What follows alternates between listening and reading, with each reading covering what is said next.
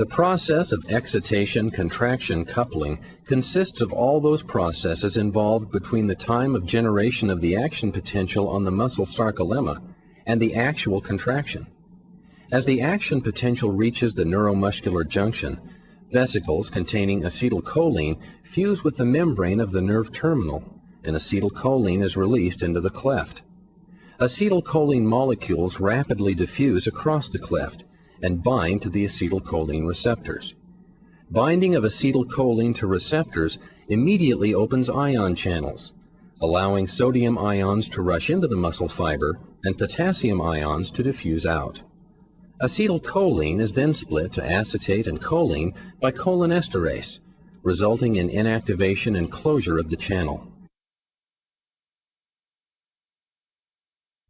The initial flux of ions due to opening of the channels brings the membrane potential to threshold, causing the voltage-gated sodium channels in the vicinity to open.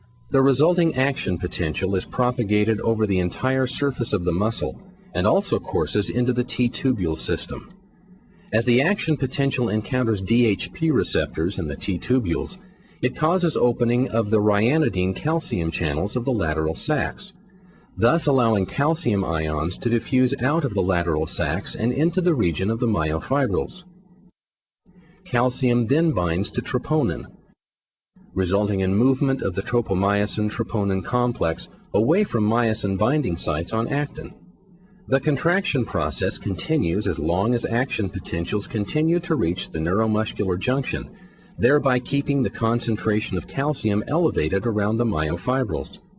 To end the contraction, calcium must be actively transferred by the calcium pump, calcium ATPase, back into the lumen of the lateral sacs. This pump utilizes ATP as a source of energy. This process reduces the concentration of calcium in the vicinity of the myofibrils such that calcium dissociates from troponin. Tropomyosin again covers myosin binding sites on actin, and the muscle relaxes.